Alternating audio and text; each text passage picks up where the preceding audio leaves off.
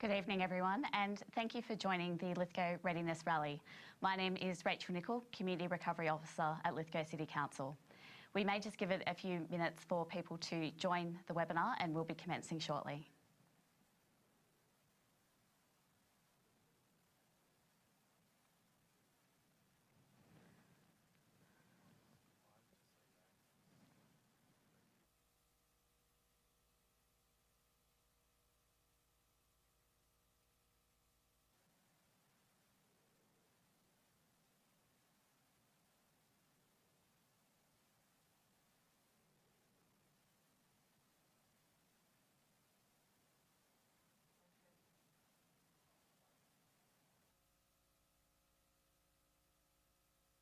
Rachel Nicoll, the Community Recovery Officer with Lithgow City Council, and thank you for joining us tonight for the Lithgow Readiness Rally.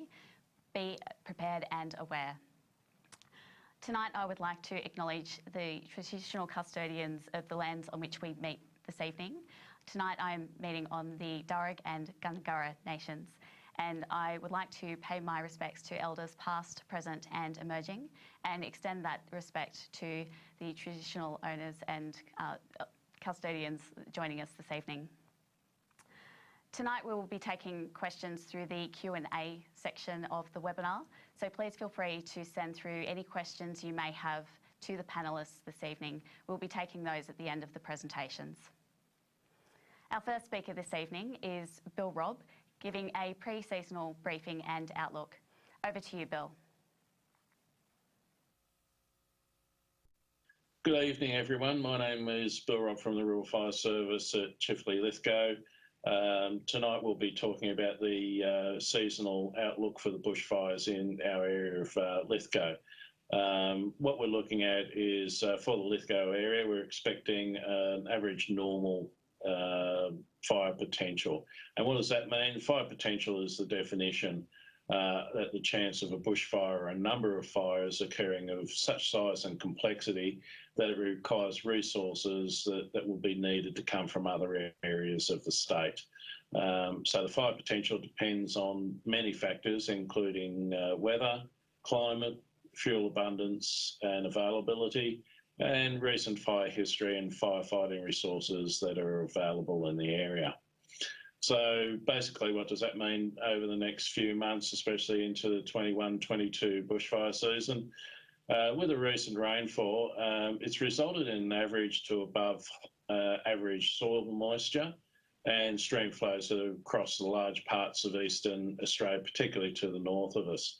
The outlook through until the end of spring suggests that the above average rainfall is likely, particularly in our area.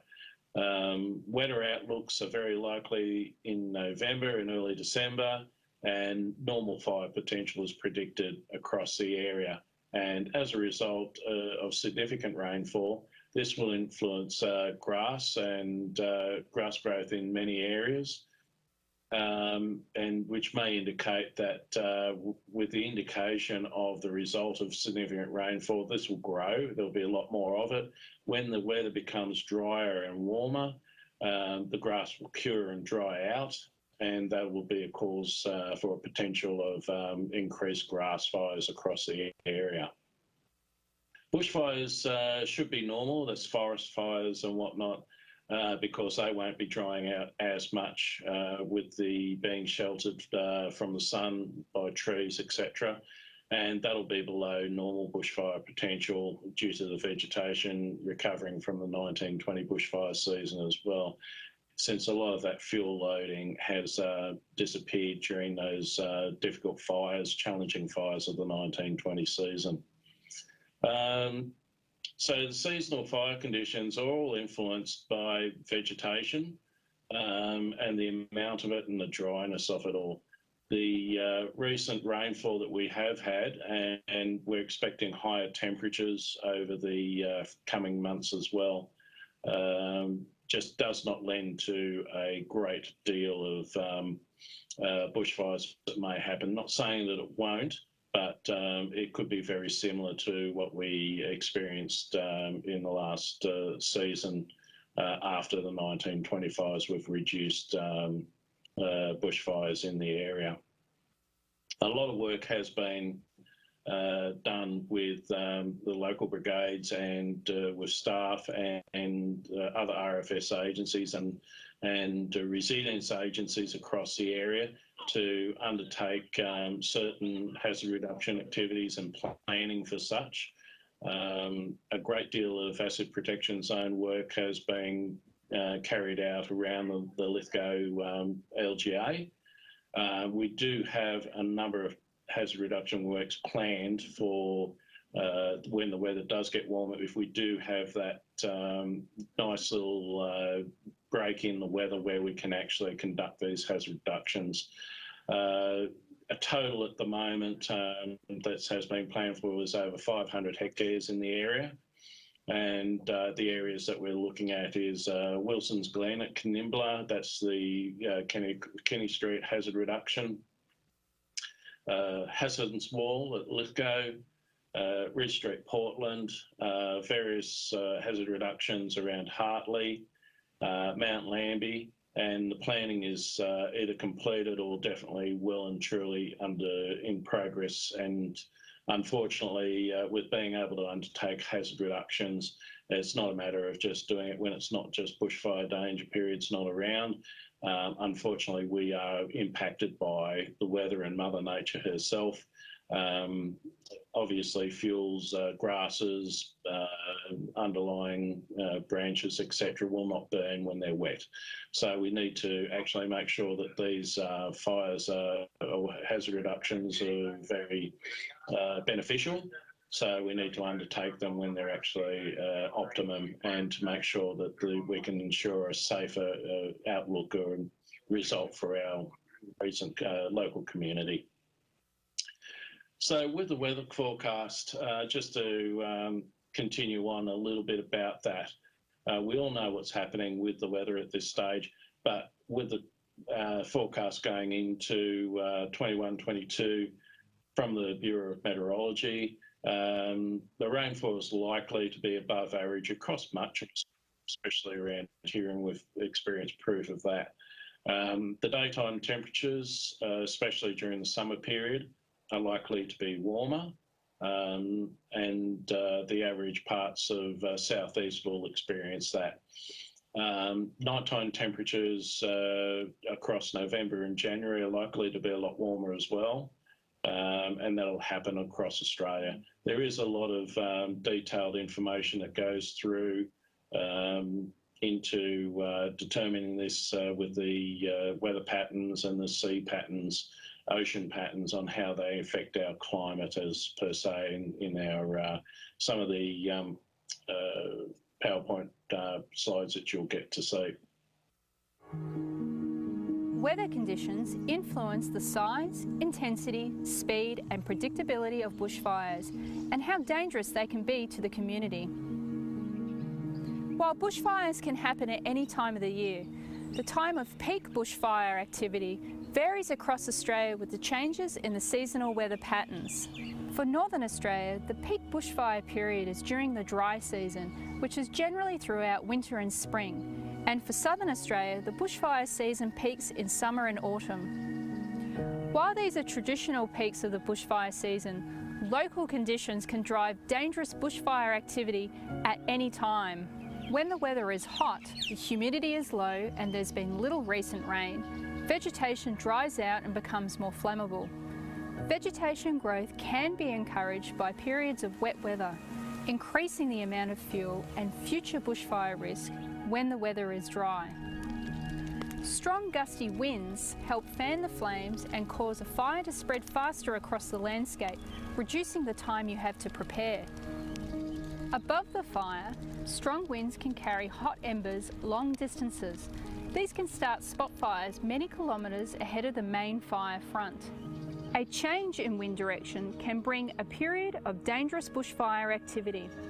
This is often seen as a trough or cold front, also known as a cool change, shifting the direction of the wind, altering the course of the fire and broadening the fire front.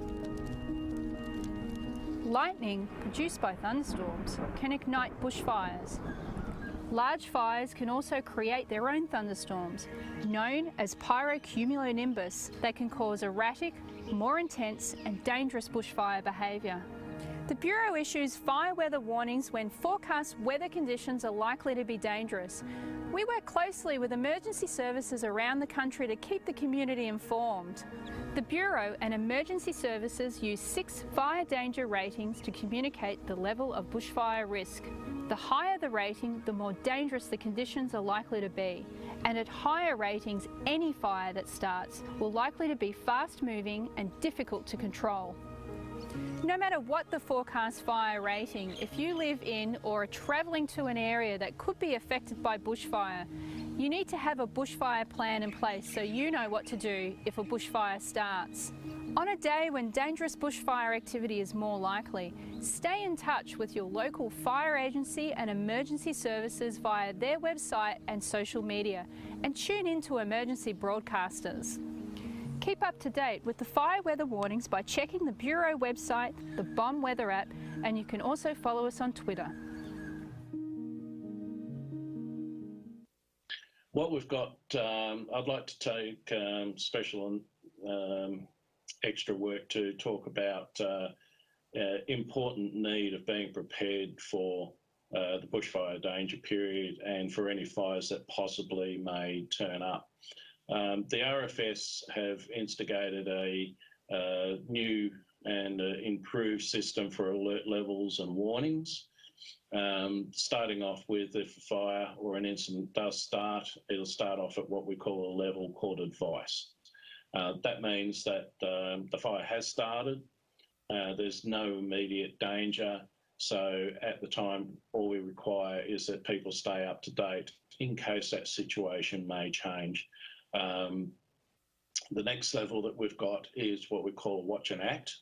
That means that there's a heightened level of activity in the area that you should be aware of and take caution to make sure you stay on top of. That means that conditions possibly could be changing and that you need to start taking action at that time to protect you and your family.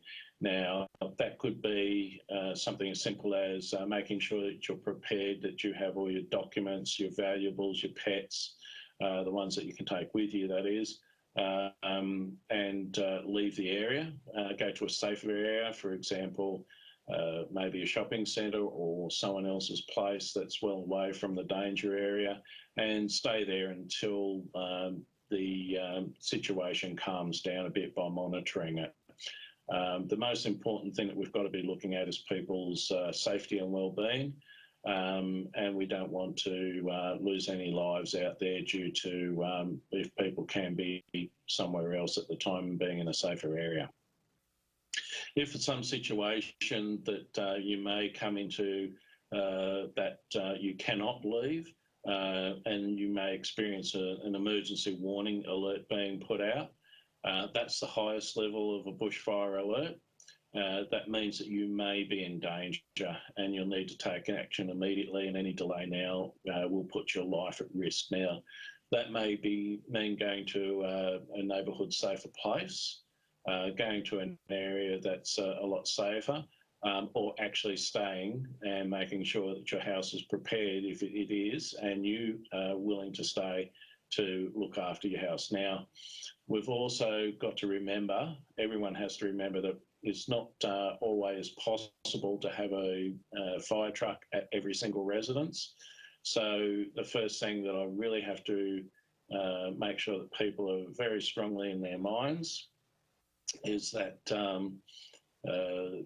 their safety and their family's safety is paramount. If you have any sort of concerns, leave earlier. Try and get out of there.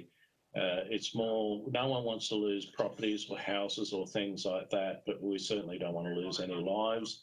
And if we manage to have a truck there or your place is well prepared, there's still a strong chance that your property will resist the impact of a fire if it does come along that way. Now, what we've got with all those alerts that you are having, whether it be a watch and act or an emergency warning or just a normal alert level, you can actually get these on your Fires Near Me app, which I encourage everyone to have on their smartphone. It's a free app from the Rural Fire Service. It is fairly well up to date, definitely real time, and it allows you to create watch zones up to, I believe, about 50 kilometres, so you can have it around your area. So if an incident actually happens or starts encroaching into that area, you will be notified via your smartphone that something is happening, and you can take the appropriate action to depart or stay and look after your property. These watch zones give you push notifications of new bush or grass fires and any change to those alert levels.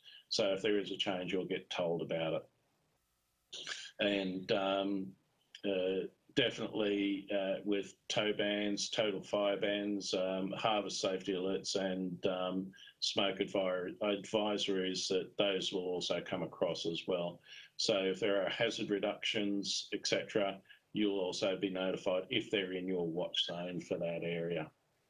Now, what we need to do is to make sure that my main message here is to, even though we're looking at a seasonal outlook for the area, that it'll be a reasonably, hopefully benign area. It will still have chances of having difficult days.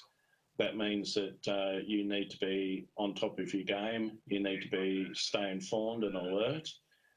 Make sure you have a bushfire survival plan and enact it when necessary, and to make sure you are prepared to, your property is prepared and you're prepared to make those decisions to whether stay or leave.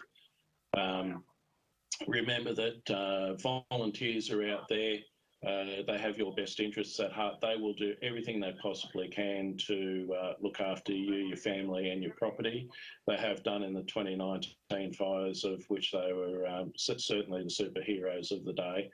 And also the whole of the RFS and our associated agencies, national parks, fire rescue, forestry, everyone out there, state emergency service, are all here to help you make and be in a safer area.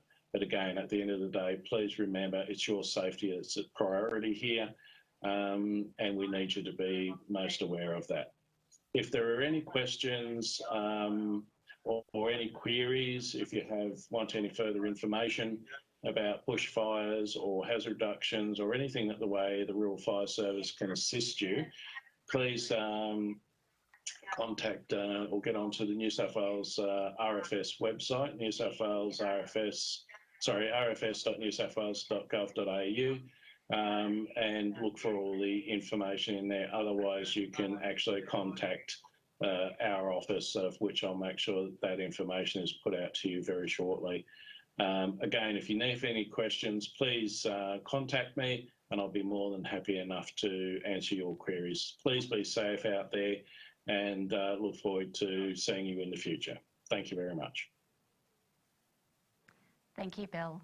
It gives me great pleasure this evening to welcome Nigel Bell, ECODesign. Welcome, and over to you, Nigel. Thank you very much. Yes, I'm pleased to be here and talk about what you can do if you're building, rebuilding, and the key principles of living, surviving with buildings in an extreme bushfire event. Because as I'm sure you all know, Lithgow's had more than its share of pretty dramatic fires, and that started with the fires of 8 years ago, State Mine Fire. Then you had the Gospers Mountain Fire 2 years ago. Obviously, there's been house losses. There's unfortunately been deaths and injury as a result of the mega fires. I've only got a few minutes, so all I can do is quickly run through principles, and I won't talk to the slides very much. You can have a look and follow through later, or even ask questions. But certainly Sanctuary magazine has information about this house we did some years at Dargan that survived 2 fires, and both of those ones. And also there's an article I wrote late last year, about retrofitting existing houses, key principles. Now, when we come to bushfires and building, it is now highly regulated. It's not for the faint-hearted. It's not, frankly, there for amateurs anymore. You have Planning for Bushfire Protection, the RFS key document for the whole of New South Wales. It is moderately complex and it is very particular because that is the town planning requirements that you must have addressed for your development application to Lithgow Council.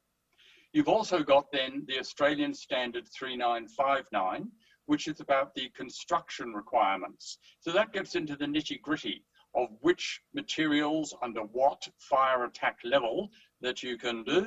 And it's very particular, again, about the niceties of what will resist a higher and intense fire, which of course is exactly what we're now experiencing.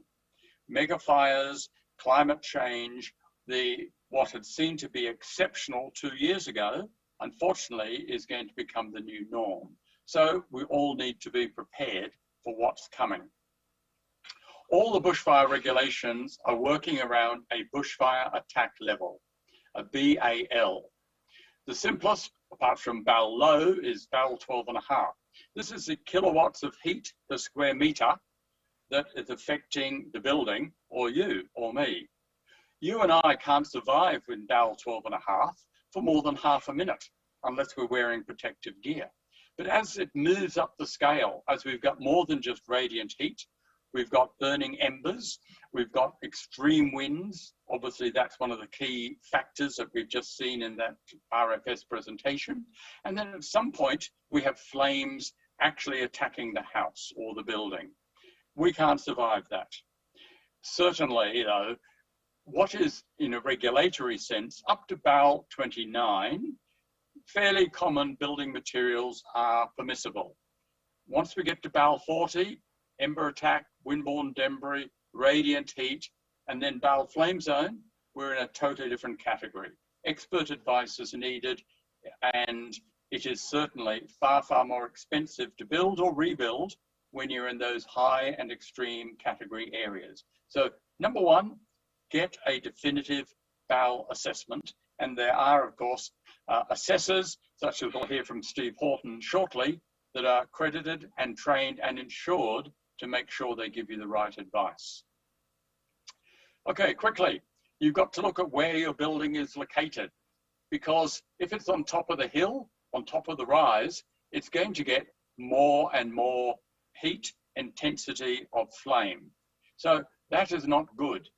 If you build low, you're going to be safer than building high. Build into the slopes rather than sticking up, because again, you may be protected. And of course, I hope if you're building in bushland, you appreciate the site value. So you don't want to have to take out all the trees which attracted you in the first place, but you obviously need to be safe, and the regulations will require that. Design, keep it simple. Don't go for buildings that have lots of ins and outs, lots of timber decks, lots of complex roof lines. Keep it simple. So the fire, the embers will pass your house and move on. And 80 to 90% of all building losses come from burning embers. Okay, and that could be kilometers away or ahead of, or even past the main fire front. So protection is everything. The building materials is a fairly wide range, but 3959, the Australian standard, as it goes up the BAL levels, the choices become more restricted. So you need to be aware of that. And as I said, up to BAL 29, common construction is fine, as long as you do things like cover your vents and weep holes. Don't have the gaps and the cracks under the brickwork, into the roof, and all those other places. Windows and glazed doors have been often the weakest point, because when you get the intense wind, the burning embers, the frightening roar of the fire coming straight towards you, the open windows, fatal. Closed windows with traditional annealed glass doesn't last. It can't take the heat. So you have to use toughened glass on all regulated areas when it comes to external glazed areas, because that can take the heat better than your standard heat. So a 10, 20, 30-year-old house, you don't have toughened glass in most cases. So look very carefully at that. Certainly as you go up the BAL levels, it's increasingly expensive. And so you need to consider your budget as well as all the niceties of what the materials and what the windows and doors are. Because the reality is, if you put in a bushfire shutter, it has to be fire tested. There are Australian standards and two particular ones that relate directly to bushfire attack, BAL 40 and BAL flame zone. And those ones are very onerous, and therefore the shutters could easily cost you $1,000 or more, $1,500 per square metre. And remember, behind it, depending on which kind of shutter, the windows could be $1,000 or more. The one brand that does fire certified BAL flame zone glazing is over $3,000 a square metre. So you'll start to understand that the cost of building or rebuilding in high and extreme bushfire areas is very high. You can expect to spend far, far more money than most of us are ready and prepared to do. I said before, build low, don't build high. When it comes to decks, timber decks, common. I've got them in my own 100-year-old house. But fires particularly commence so often around ground level when the burning ash, the leaves, all have collected around the piers, the timber stumps, and of course underfloor. So again, the fire regulations are specific about if you're building high, you must either enclose around a non-combustible skirt, or if you're building high, you might need to line the underside of your floor, again, with non-combustible materials. Very important. Posts, those simple things. So, as I said, the last 400 millimetres in the regulatory world is regarded as most vulnerable. So you can use various hardwoods up to BAL 29. But if you're past BAL 29, or if you're like me, I'm not going to take the risk. I will now specify metal supports virtually everywhere, because fires will come irrespective of what our BAL level is, irrespective of what our history has been. Sooner or later, fires are going to touch upon so much of your region and my region in the Blue Mountains. If you do have timber posts that are hardwood, you must have a metal stirrup that lifts it up at least 75 millimetres above your ground or above your paving area. Again, decks and verandas, keep it simple. The more complex, the more it'll catch the embers. The more the embers will fester and under those high winds, potentially get in under the roof. And when the fire is in the roof, you've got no chance of stopping it. Often you won't even know it's there, unfortunately. So that's the point these days of don't be ridiculously brave. Increasingly the RFS with your bushfire emergency plan, it's safest to evacuate, and hopefully your house is well protected. So you have to again look at all the details, the gaps and the cracks, the low areas, and of course the high areas as well. I'm an architect. I've worked around here for 30 or 40 years. Frankly, apart from heritage, I will never use tiles, because think about it, tiles will move in the high winds. You are required to tie down every single tile. You're relying on the foil, the sarking behind for fireproofing. I do metal roofing in bushfire prone areas every time. Gutter guards, controversial, but they do help. You can't put in the old plastic roof lights or skylights. You have to use roof windows up to BAL 40, but you can't go past that. And of course, higher and extreme winds is part of the bushfire package, unfortunately. Now, we're going to hear from Chris next about Firewise Gardens. So I won't say anything more about this, other than avoid a fire path to your house. You're allowed to remove trees, native vegetation under the 1050 rule. No doubt we'll hear more about that. But the key thing, don't start putting in burnable mulch, pine bark right up to your house. It's going to carry the fire right up to the underside of your building. Not good. Don't do it. And the last key point is, think about it. Over the years, we all tend to get a bit slack, myself included. I have a timber deck. Okay, we mustn't put flammables under the deck. You don't put the fuel can for the motor mower under the deck. You look at the gaps in the crack and you look carefully at where the vegetation is. How close is it? And could the local vegetation be the very thing that under that one spark that you don't expect because the fire's kilometers away, the one thing that could make your house ignite unstoppably. So look, these are the very quick, the very clear principles. Obviously, I could talk for hours on this. I'm not going to. I finished my short, sharp principles. And no doubt the presentation and those principles will be there, courtesy of Rachel and Lithgow Council, for you to go back to. And of course, there is so much online information available today, but the principles are clear, be it new building or be it retrofit. Do it, and do it before the next extreme fire season, because otherwise it'll be too late for all of us. So thank you. Happy to take questions at the end. Back to you, Rachel. Thank you, Nigel. Our third speaker this evening is Chris Ferreira from the Ferreira Project and Firewise Gardens. Welcome, Chris, and over to you. Hello there. Thank you, Rachel, and thank you, Nigel. That was fantastic and a wonderful segue, and I loved everything that you were saying. From my perspective, I use the term meeting the fireys halfway. You know, if we choose to... sorry, I'm not sure if you heard me there. Can everyone hear me? Meeting the fireys halfway. I mean, that's my mantra. If you speak to any of those brave souls, the men and women who go out and fight fires, they will tell you with pretty discernible horror how poorly prepared a lot of people are. And I think we have a responsibility. If we choose to live in these beautiful but risky parts of Australia, we have a responsibility to meet the fireys halfway, which is designing and then maintaining a Firewise home and garden. And Firewise is a pretty new term, and I'm very pleased to say we're at the forefront of all of this, but it's something that Australia is going to have to catch up with very quickly.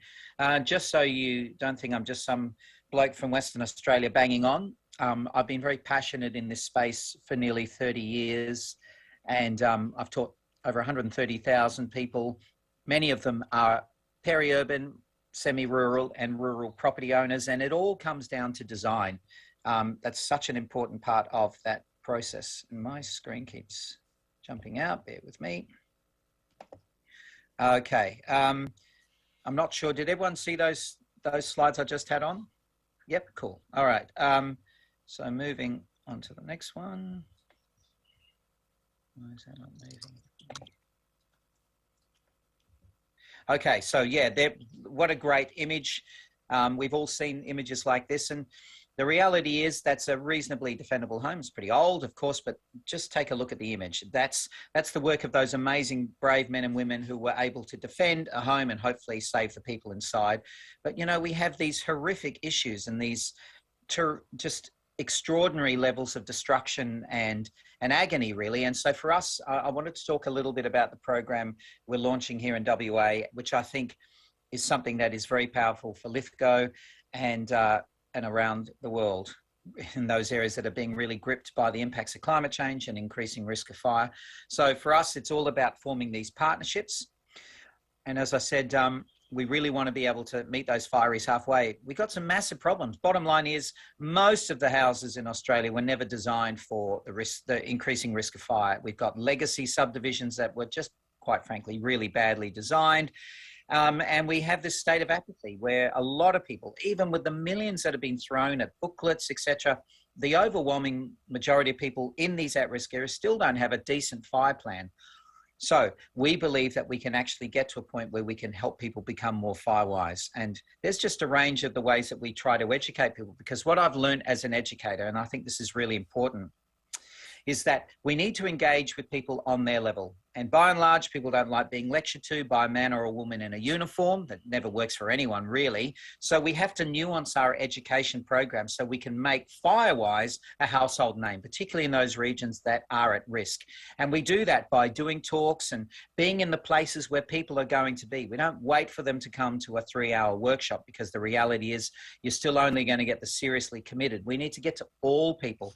So that just shows the range of different products that we have. We do bus tours, we do demonstrations, not demonstrations as in placards, as in setting up examples, pop-up examples of Firewise gardens, getting people to understand what it means to be able to design, manage a landscape that is going to help reduce that ember attack, which I'm sure everyone is aware of. And again, this is the success story, but we should have this everywhere. We should be able to say, this is going to become the norm. These are houses that are well designed, well managed, but it's a concert. It's a symphony, if you like, between the house design and management and the landscaping design and management. The two of them work together, and that ember attack. And the thing I always say to people that drops their jaws, that 80% of houses that are lost, it's not the flames, it's the embers. It's those things that they're like little viruses, millions of them. They're with that big catastrophic wind behind them. They're trying to get into every gap. And if you've left, then there's a good chance they're going to lodge. And as we said already, and I always say to people, it's great to have, I'm just going to leave. But what if you can't? What if you can't leave because you broke your leg last night, or you're at work and the kids are there on their own? You have to assume that you're going to be stuck at your property. You have to have a plan B, and that means designing and managing for that Firewise. So these are the ingredients for success for us. And Nigel's already talked about the BAL, and we need to understand that, get people understanding that process. But of course, we know the BAL only gets triggered if you're putting in a planning application. What about the 99% of houses that are already there and are at various states of probably mismanagement? We need to think about the home and the garden and then the broader property. And I come from a background of whole farm planning, and I passionately believe that if you design and manage the landscape, the broader landscape well, you can manage it for fire resilience, for maximizing water efficiency and upkeep on the property, reducing the risk of weeds, and increasing the productivity. All of them actually funnel you towards a better managed property, which will actually be one that's much more Firewise and more defendable. So we know that whatever the topic is in Australia, there is a sea of information out there. In WA, it's sharks. As soon as there's a shark attack, there's just this frenzy of information, and most of it's crap. And in there might be good segments of information. And we know that for fire, it's the same.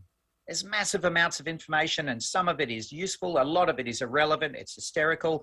And so our job as educators is to say, how can we sift through that and funnel people ever increasingly towards coming out the other end, happy, holding hands, and being Firewise?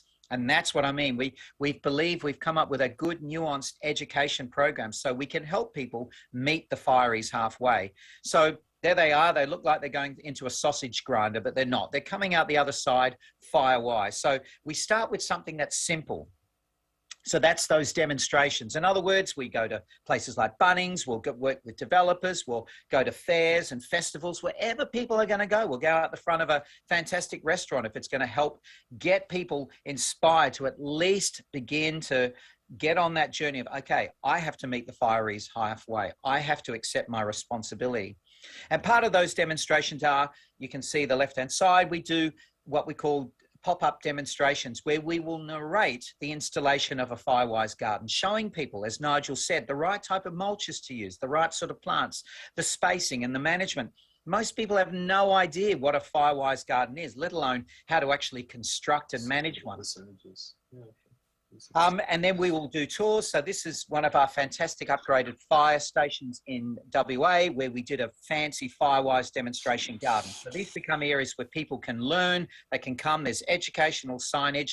We believe that passionately every at-risk region should have at least 2 to 3 demonstration Firewise landscapes that are managed, they're upkept by the parks and garden staff, there's educational signage, QR codes linked to fact sheets, management videos, again, starting to get people to an understanding of what it means to have a Firewise garden. And picking up on Nigel's wonderful point, we want to get rid of the raised earth brigade. This idea that you just destroy all the vegetation to make yourself fire safe is crazy, because for the rest of the year, you just are obliterated by the conditions. But we know carefully chosen and managed plants can actually shield you. So we really talk about how to design that landscape to get that ecological balance, those remnants that you want to keep, which we hope you keep as many as you can.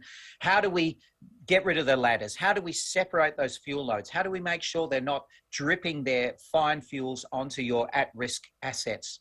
And then training. So again, going down the funnel, you're getting more and more intensive. You start to come to taster workshops, but ultimately we do the more detailed workshops. This is one where we were working with some fantastic fire ecologists, looking at, well, how do we literally balance the ecological integrity of our properties and reduce the risk of fire? And it's threading that path. That's our job, is to show people it doesn't have to be scorched earth, excuse the pun, to actually create fire safety, because you still have to live there. You still have to have enjoyment and all those other beautiful things that you want from that lifestyle. And then for us, the holy grail is that people come out, they've come to us for a one-day workshop. We have their aerial photo, and we, over a 3-stage process of the day, we help them design a FireWise property plan, which they use year by year, month by month. Hopefully they put it in a bright red cylinder at the front of their property, so the fireys know they can pull this out. It's laminated, shows them where the emergency vehicle access track is, where the water access is, etc. So very. Come back to Rachel soon. Okay. Yep. Cool. And so that's ultimately what we want to have, is people reaching that point where they're fire safe and they're FireWise. And there's some of the zones that we talk about. And these are some of these FireWise gardens that we've put in high profile spaces. Again, trying to show that there's some reality to this. There are things that we can do that can make a big difference. And you'll note there we use recycled rubble. Why should we use beautiful virgin gravel, etc., when we can use recycled construction and demolition waste? Thank you. Back to you. That's hopefully shortish and sharp, Rachel. Giving people a bit of an idea on what can be done. Thank you very much, Chris. Our final speaker tonight is Stephen Houghton, Statewide Bushfire Consulting. Welcome, Stephen, and over to you. Oh, good evening, everybody. Can you see my screen? Sure can, thanks. Okay. Look, tonight, I'm not going to go over the same material as Nigel and Chris. My presentation's more scope is more around some practical solutions you can do around your own property to reduce the fire risk. So I'm a consultant for BPAD accredited, and I'm also a full-time firefighter. So I've got a bit of a experience on both sides, on the emergency and planning side of bushfire. I was heavily involved during the Gospers Mountain Fire, and I have that local sort of perspective on it. And I've seen what a resilient community we have been. And we're still in that recovery process somewhat. The fires around Lithgow, Clarence, Dargan, and also up the hill at Mount Vic and Blackheath, I was witness to a lot of the fire activity in those areas. And I have a good perspective on good and poor home maintenance practices and how that affected our ability to defend those properties during the fires. So today I'm going to briefly touch on how you can prepare for the next bushfire, because there will be one. You know, these cycles come sporadically, you know, often between 5 to 10 years, and how we can keep on the ball. So an APZ, or an asset protection zone, is sort of what I'm going to deal with mostly tonight, and where you can go for help. So an asset protection zone is that area around your own home that creates that buffer between you and the bush. It's as sort of what Nigel touched on with the bower levels. The further you are away from the bush, the less radiant heat you're going to be exposed to, and the less risk your home is. But also it creates that defendable space, which was touched on earlier as well, which provides that defendable space for homeowners and firefighters to set up and protect the home in case of a bushfire. And it is a reminder that an asset protection zone should be used in good combination with other practices such as building construction, which Nigel touched on, access of firefighters, having that reliable water supply, and a family action plan, which Bill from the RFS was keen on making a note of. So I've got some local examples to show. So this is a property up at Dargan. Before the fire, you can see there's bush all around, but this little cottage actually had a fair amount of defendable space around it, and it post-fire. You had a little mobile home there. It actually survived the passage of fire. You can see that the fire's burnt right up to the edge of the property there. And even his mini home there, all the mesh had melted on the springs. The glass hadn't shattered, but he was lucky there that he had that defendable space and that area around his home. So an APZ, a well-designed APZ will assist in creating that buffer between you and the bush, so direct flame and damage from radiant heat, which Nigel talked about, and ember attack. So this is what most of us that don't live right on the bush are going to be more concerned about. So that ember attack, igniting this material around your home and how we can protect ourselves from that. So this is an example of a bushfire attack level assessment I've done. I think that's in Wetland Falls. So you can see as you go back from the bush, the radiant heat drops off towards the home, and that's where we calculate the bows based on slope and separation and the type of vegetation. The further you are away from the bush, the risk drops off, but ember attack can attack your home from kilometres away with the right conditions. Some local examples of some assessments I've done. You can see here, you can see a house through the bush there. And in amongst the house is vegetation right up in and around this timber constructed dwelling. So this is an example of an extreme risk if embers landed in and around this home. Here's one that's actually in flame zone, and yet the this is an old home, but it's surrounded by managed gardens, brick and concrete, and and has a defendable space. So I'm much more comfortable being in this dwelling than the other one if the fire passage came past. And defendable space is part of that APZ. Here's another flame zone house in our area. So even though the bush is right up against this home, this is flame zone. You can see the shutters on some of the windows. There is defendable space. It's not a lot, but it does allow firefighters to move around with hose lines and set up and defend this home should the fire front come through. So that's part of a managed APZ, is providing that land to firefighters to access. Here's another property in Mount Vic, and these are neighbours next door to each other. You can see the one on the left is a well-managed open area leading up to the building, and the one on the right has bush growing right up underneath a timber cottage. I know which one I would be preferred to be in if the fire came through. Now, even so, these are extreme examples.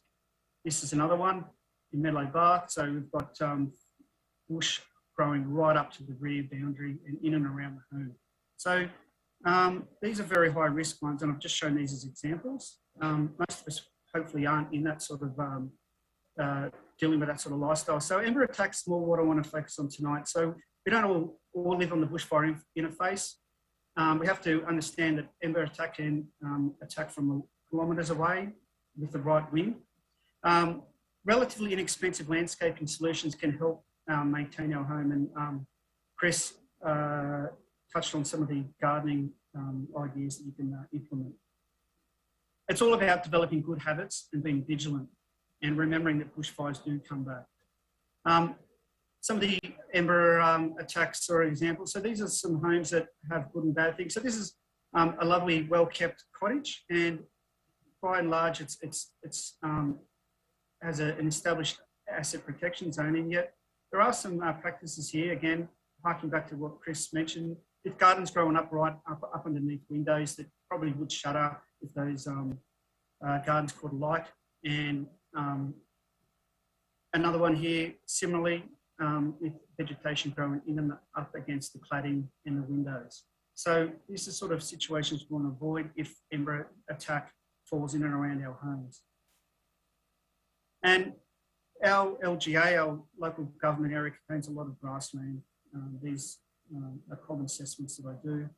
So we understand, going back to what Bill's talking about, the main thing with this fire season would be grassland curing with the long grass, and grassland fires are very, very fast, and we need to prepare for those. So having that asset protection zone, which generally is a short grassland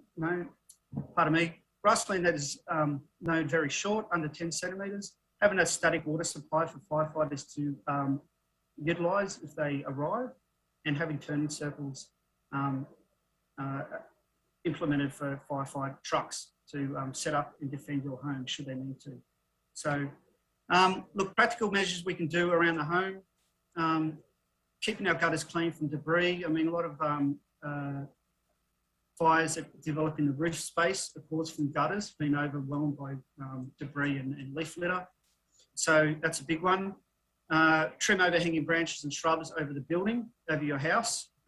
Maintaining grass heights below 10 centimetres. Practical solutions that we've heard about already that you can consider are not having wood piles near your home if you're into firewood. Not using mulch. Chris mentioned using stone.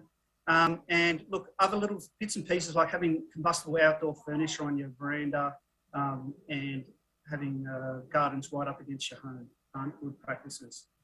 Having a reliable source of water that will reach around your house is very ideal too for yourself and for firefighters that arrive. Retrofitting is cheap. Like, you can go the whole hog, and Nigel's brushed on how expensive building the flame zone about 40 and even 29 can be for homeowners. So most of our old stock homes aren't catered to withstand direct fire attack. However, when we're dealing with ember attack, we can implement some of these affordable measures, such as sealing gaps around the home, like where around your eaves, windows, doors, and under the house. Metal fly screens on the windows and vents. These are relatively cheap upgrades you can put around your windows. And if they're metal and 2mm aperture, you should not have embers entering your home. Draft excluders under doors and garage doors stop embers getting in, keeping those garden beds away from your house.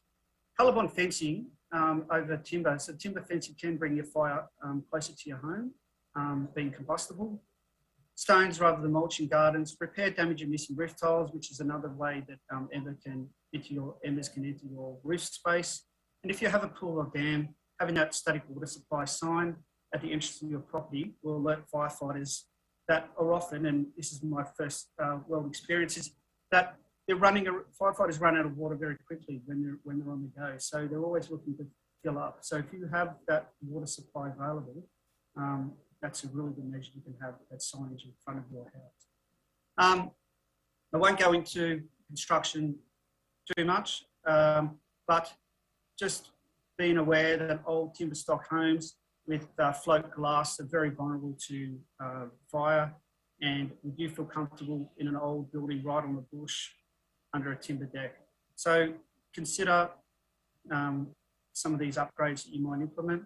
And these old stock homes, again, with landscaping not being tolerant to fire at all, bringing the fire right up to the back door under a timber deck is a disaster. All right, so some things you might think about is developing good, consistent habits for maintaining your property. Have that family survival plan that Bill from the RFS mentioned. Go to the RFS website, all those resources are there.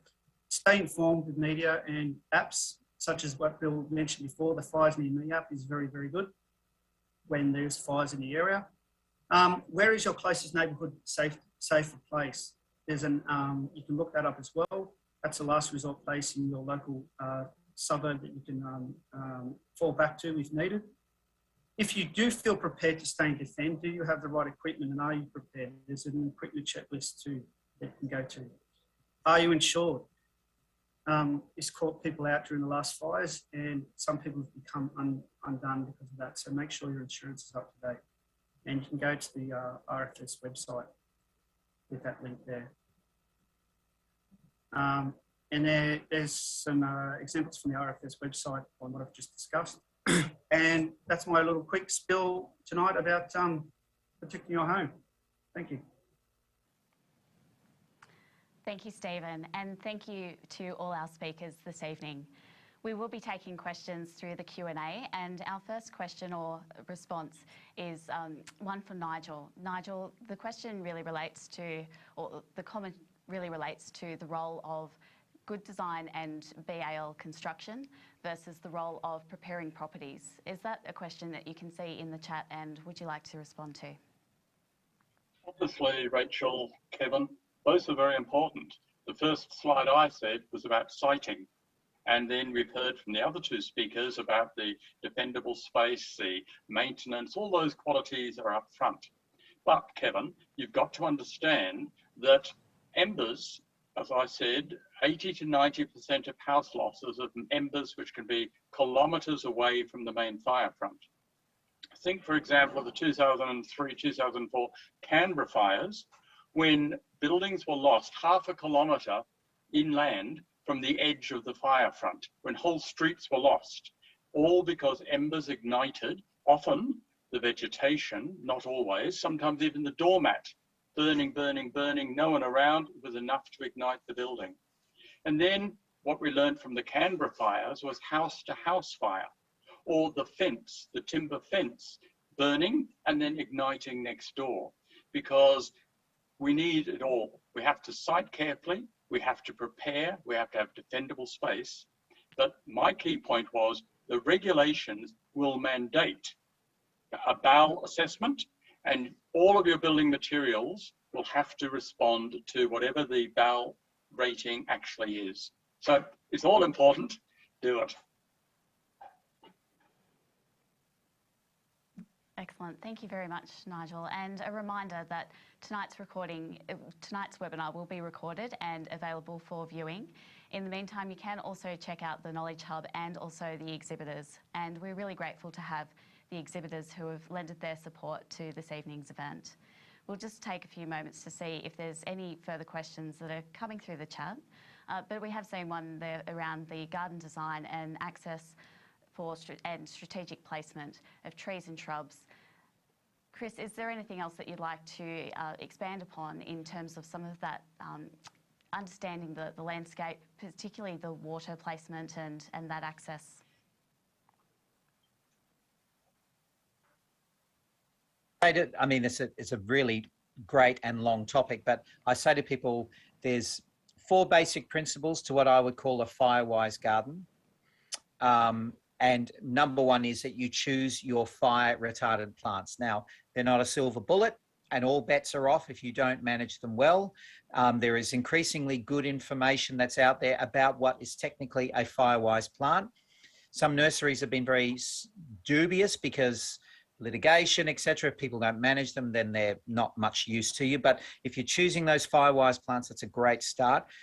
Then number 2 in relation to that is that's fuel load separation. I say to people, you know, we want to make it an absolute bastard of a time for those embers when they land. So there's no fuel. So you have gaps vertically and horizontally. So if you're keeping your beautiful remnants, that's great. Keep the ladders of ribbony bark off, and you basically are removing that middle story, and you're replacing shrubs with good fire retardant ground covers, stone and gravel mulches, which leads to the 3rd point. In that fire protection zone, your asset protection zone, whatever that zone size is that you've been designated or you're comfortable with, you must use the stone and gravel mulches, preferably recycled ones. Over that fire season, there's no roles for wood and pine bark and street tree prunings and things like pea straw, lupin hay. Man, that's just ember heaven. So over that fire season, you can't use those. And then, really importantly, I know in our part of the world, 1 tonne per hectare per year of fine fuels are landing on your garden every year.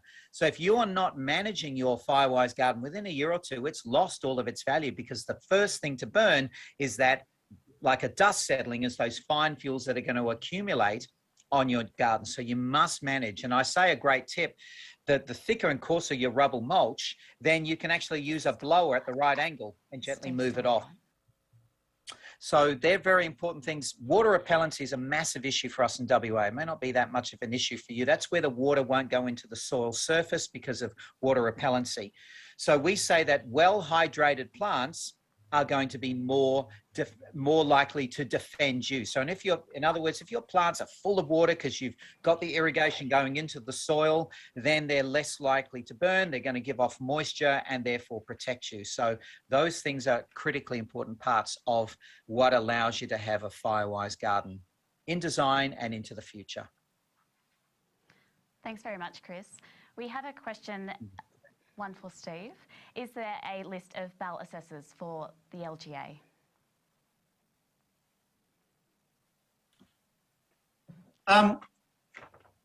For a BPAD bushfire consultants, you can go to the Rural Fire Service website, and there's a link there that takes you to the Fire Protection Association of Australia, FPAA website, and there you can access a list of BPAD accredited bushfire consultants.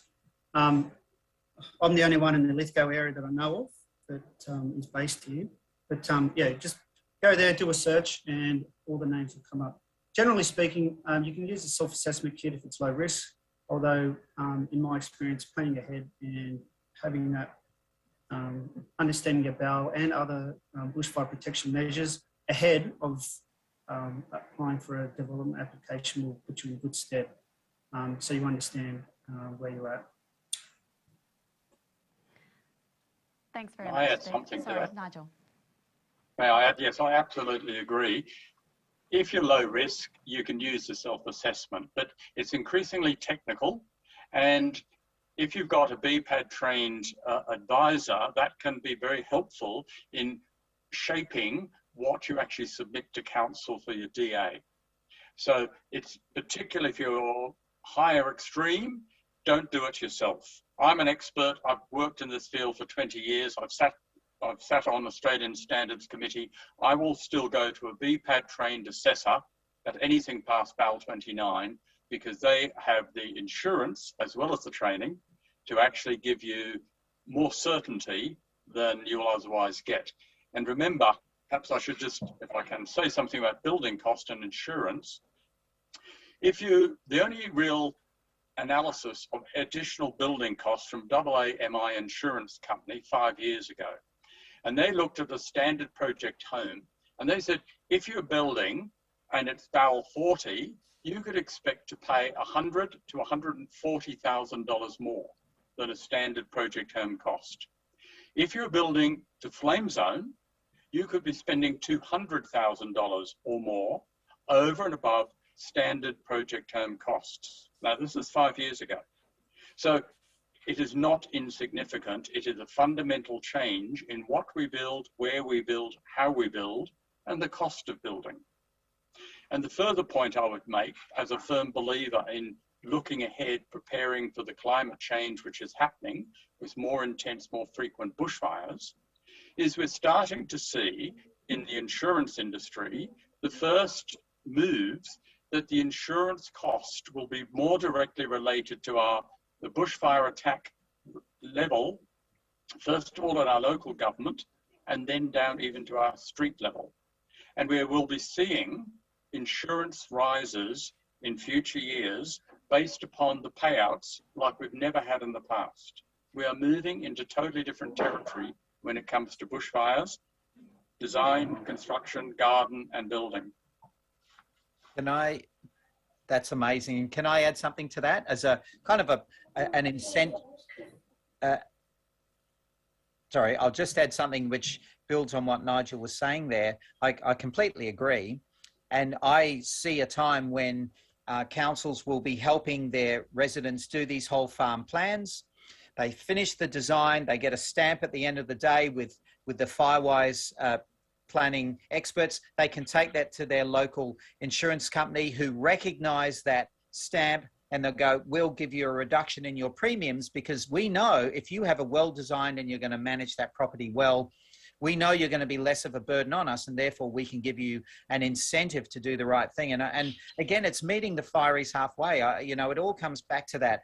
Why should these amazing men and women risk their lives for a really badly bad design is one thing, but bad management, that's totally in your court. So there's a lot that you can do. And I think that's going to be a really powerful incentive into the future. And the insurance companies can be a massive change agent in this space to really help steer us towards incentivizing good management. And the time will come when you will be able to, if you're selling your rural property, be able to say accredited Firewise plan. And I believe it will attract a premium because people will begin to understand what it means. Just like an energy efficient home, a Firewise home and garden, you know, with the management plan in place, I think will start to attract a premium as well. I think, again, crystal ball gazing, as you were doing, Nigel, I think that's the way we're going to go. Yep. Mm. So we're having a few more questions sent through via the YouTube channel, and a reminder that tonight's presentation will be recorded, and also the PowerPoint slides that you saw tonight would be also available for registered viewers. Chris, while we have you, there is a question in relation to the list of fire retardant trees and shrubs. Is there a list of those available, keeping in mind that that may vary based on the area and also growing conditions? Absolutely. If I can do a shameless ad break, I wrote a book 2 years ago called A Place in the Country, which is available nationally, and it's a really detailed tome on everything to do with setting up and managing a beautiful, productive, safe and sustainable property. So I've got a list in here which I've drawn from one of the great publications in Australian history, which is the CFA's Bushfire Landscaping Guide. Full credit to CFA, because there would have been so many lawyers going, don't do it, don't do it, don't do it, but they did. And it's such a powerful tool because people are going to put plants in the ground. So I think we're much better off steering them in the right direction. It's not perfect, but it moves them in the right direction. So I know the CFA has that fantastic downloadable publication. Resilience New South Wales, I think, has got some good stuff as well. And again, my book, A Place in the Country, which is available nationally, has a really good list in the back, and that's natives. And that's one thing with the garden designs too.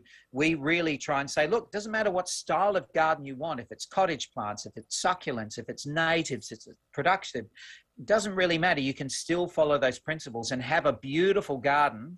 Again, we're not wanting to compromise the aesthetics and the joy you get from the garden, but just steering it in the right direction. So I hope that answers your question. Can I add to that? I agree completely. Country Fire Authority Victoria, that's what the CFA stands for. And it's available online. And why it's particularly powerful is it gives 12 or 13 plant characteristics that assist in Firewise planting.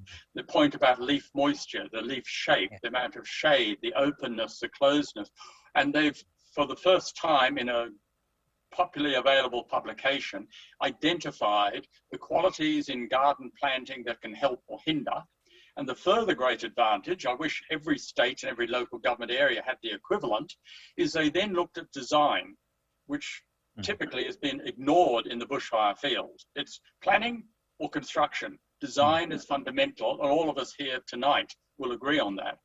The CFA publication looks at 4 different garden designs to be Firewise for different ecologies, different climates. And it shows how you can separate the house from the most apparent fire direction, how you can use planting, pathways, your driveway, water, all those qualities that Chris has talked about and Steve well knows, to make a far better, safer place. So yes, I absolutely agree. I wish we had more of those publications available. And it's funny, we're literally put it in yesterday for our DFES, which is the West Australian equivalent, who are finally saying we need to have our own Firewise garden. And I'll put a plug in for grey water. People are often saying, well, there's water restrictions. We won't always be able to water our gardens. Well, you still shower and you still do laundry. That grey water can be such a powerful tool, again, to keep your plants hydrated through the summer. Hydrated plants are less likely to burn because they've got fat cells full of water. So all of that is going to help keep those potential Firewise plants even more of an asset for you. So, you know, get a grey water system if you don't already, because it can be a really powerful way to keep that garden hydrated. Thank you, Chris and Nigel. A question I might hand over to Steve, again, coming from YouTube. Do councils have general zoning for fire ratings, or is that something that is assessed on a property by property basis? There's what's called a bushfire planning layer that's that you can see whether your property or your lot is captured within that bushfire prone land mapping. That's done by local councils, and if your lot is captured under that layer, then your lot is designated as bushfire prone. And what that means is if you go to submit any sort of development application, you've triggered that layer, and therefore a bushfire assessment is required. It can be broken down into complying development, and to meet complying development, you have to be under BAL 29 or less, and as Nigel discussed in his presentation, that's that mid-level. But generally speaking, development applications range from BAL 12.5 all the way to flame zone, and there's different levels of risk. But to answer the question, yeah, look, you can go online, there's a tool you can see, and whether your lot is captured as bushfire prone. And if it is, then that's something you may need to consider. And look, it's also, I do a lot of pre-purchase advice because people want to buy new lots, and those people that think ahead a little bit and investigate their bushfire risk before they purchase, understand a little bit more about what they're up against, not just with building costs, but what's needed in terms of asset protection zones. So being prepared and thinking ahead a little bit, and it's going to assist a lot. Steve, rather, could I suggest you just explain the 3 or 4 key principles that determine the BAL level? The things you look at every time when you're doing a BAL assessment. Look, okay, yeah, that's a good point. Look, bushfire attack levels generated at the basic level is between the type of vegetation. So generally speaking, in Lithgow and the Blue Mountains, we're talking about forest, the highest rated or the most fuel that generates the highest risk. So unless you're in the grassland area or like with paddocks and pasture land, you're probably going to be up against the forest. The second input that we calculate is slope. So the amount of downslope, so if you're up a hill and the fire's coming up towards you, the higher that slope, the higher risk you are, and that will generate a higher bushfire attack level. And the third input is obviously the distance from your dwelling or your house to the bush. So we put those 3 together, and that dictates or outputs your bushfire attack level. There are some other inputs we can play with. If we go down that road, and we can play with different slopes and different inputs such as flame width and things, but that's getting technical. So generally speaking, the self-assessment kit, if you use that, will just have those 3 inputs. It's worth noting that generally speaking, it's using your eye level to work out slope is tricky. Usually I rely on 2 metre contour data for most of my slope assessment calculations. And what's often misinterpreted is actually calculating the slope. It's the slope actually under the hazard, the bush, not the slope between you and the bush. And that's often done incorrectly. So you need to go to where the actual bush starts and work out the slope from that point downwards or upwards. If you've got an upslope from your house, it's generally the BAL levels or the distance required for the different BAL levels will come down.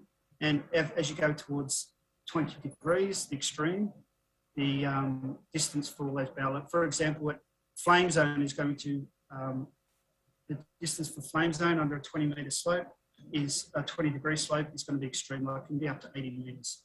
So those are the things you need to consider when you're want to, and the challenge here in the Blue Mountains, and I'll do a lot of the bed and breakfast assessments because they're always situated, and we want to live in where the beautiful views are under escarpments, but they're often the higher risk developments, because where there's a beautiful view, there's often a steep slope underneath. So in Lithgow itself, during the fires, we're luckily in the valley here in the township that most of the fires came on a downslope run towards the township, and we had plenty of resources in town to deal with that. But we saw what happened up in Clarence and Dargan with those extreme slopes running towards those buildings and the homes that lost in those areas. And from personal experience, the homes that lost and didn't and survived in Clarence and Dargan came down to that asset protection zone maintenance and those and having that safe firewise, as Chris mentioned, protection around your home. And there are lots of old stock homes in the area that will, need to be considered with some upgrades. So look, we've got a diverse range of environments in the area, from extreme ups like forest runs to pasture land. So everyone's going to be in a different sort of situation, but that's, in a nutshell, that's how the bushfire attack levels come. And people that bring me are often focused on bushfire attack levels because that's where the cost comes down to. But it's often access and water supply and those other things that need to be considered as well, and landscaping. So you have to take a holistic view about bushfire and consider all aspects. And understandably, cost is the big one for consumers, but gardens and asset protection zones, water access are all part of the picture. Thanks, Steve. A question that has come through via Facebook this evening. To what extent does this all apply to houses in the centre of the city? Who would like to do the first response to that question? Nigel. Well, as we've said, it's burning embers which can ignite half a kilometres away from the fire front. So you may think you're safe, but who knows? Again, if I was living in the middle of Lithgow, I would still be considering my firewise garden. I would still be looking at the nature of the house construction, and I would still be looking at decks. I live in an old house. I'm in bushfire prone. I'm at Katoomba. 2 years ago, at the start of the horrendous bushfire season, put in a very large water tank connected to another one, a fire pump and fire hose, knowing that, unfortunately, Blue Mountains, 74% of Blue Mountains properties are officially bushfire affected. Lithgow and other areas are less, but unfortunately, there is no certainty that that one burning ember at the wrong time in the wrong wind direction couldn't cause chaos in the middle of town. You did lose houses on the edge of town well and truly in the previous fires. Yeah. Steve? Go, Steve. If we're talking about urban settings, I mean, in Sydney, where I did a lot of my previous experiences as a consultant, there are a lot of small pockets of bushland, and and some are higher risk and some are lower. Anything more than 1 hectare, which generally speaking is a couple of football fields in size, is going to pop the full force of the bushfire attack level. There is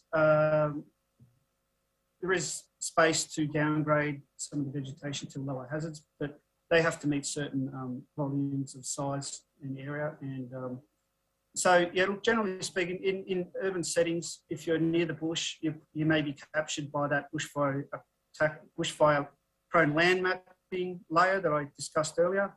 And if you are, then you do have to meet those bushfire conditions, and you will be triggered if you do development. But look, and also tonight's more about practical solutions it's not all about development, it's about planning for bushfire. And we've seen in parts of Sydney, recently and in the past, that have had bushfires impact on the urban setting. So they're not immune to what we're dealing with out here. And you only have to look at the size and the time scale of the Gospers fire and how long that went for, and how it impacted everywhere from, down here across to Sydney and all the way up to the Central Coast and out towards Mudgee. And it was a huge fire, and it impacted a lot of different environments. So, when we talk about timescale, and we have, our memories can be short sometimes, but these do come back. The fuel does start to accumulate again, and the tonnes per hectare, as we talk in the business, will build up again. So, and that's across the state. And Sydney itself is surrounded by national parks, and same with our other capital cities and large towns. So it's something that all Australians need to consider. And indeed, on that score, we have a lot of developments and I've got to be honest here, a lot of greedy developers want to squeeze as many lots in as they can, and they push back against the environment, and we often leave our little wetlands, which is lovely, except you've got houses right up against them. And I've taken a photo where we have these beautiful big melaleucas in WA called Melaleuca raphiophila, and they have trunks on them. They're massive, and they are absolute incendiaries. And you've got them literally right up against these urban developments, and the fire that could go through there, and you've got increased risk of arson. So yeah, they can be incredibly damaging, and people of course don't necessarily understand fire, so they're sitting inside on a hot day, they've got Netflix on, the air conditioner's on, and it's just could be a vector to get those embers into the house. And we've had houses literally collapse in because the embers were just being expressed through the house with the air conditioning system. So there's legacy problems as well in terms of the way we've allowed housing to go right up against bushland, which now is a big risk. So yeah, it can, I agree with everything that's been said. It can be just as big an issue in our urban areas. And can I add that increasingly we're seeing starting with ACT, parts of New South Wales and elsewhere, that new subdivisions will not permitted unless they're BAL 29 or less. In that, too late, there is the understanding that you don't put more people, more houses in risk's way, when we are now far more sophisticated the last 10 or 20 years of understanding what the principles are. And now governments are starting to regulate to prevent new development in high and extreme areas. But the key point, one I made to the Royal Commission a year and a half ago, was there's about 9.9 million houses in Australia, and depending which statistic you prefer, somewhere between 500,000 and 1 million of them are highly bushfire affected, and they already exist. So the biggest problem is retrofitting when we look at the total whole, because new construction or major additions are all now highly regulated in terms of what materials you may or may not use.